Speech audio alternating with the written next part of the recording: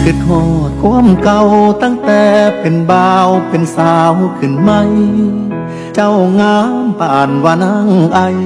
อายก็ได้ฉายาผาแดง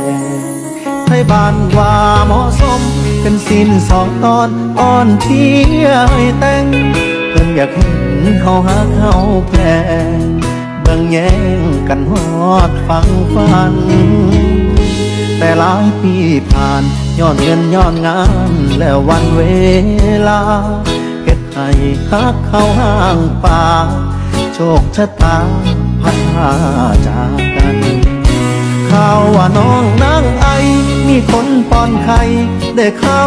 พาควันจนมีลูกมีเต้านำกันอายนั้นจำต้องเป็นใจมือบุญบังไฟอายยังจำได้อยู่ริมหน้องหานเมื่อครั้งหลายปีก่อนนั้นเคยย้อนตำนานผา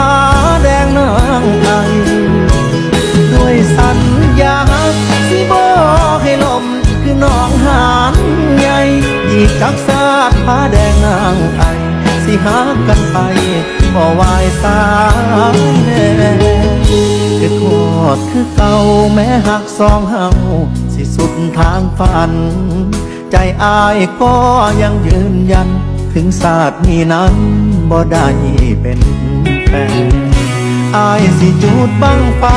แล้วฝากคำไปบอกพระยาแท้ว่าผ้าแดง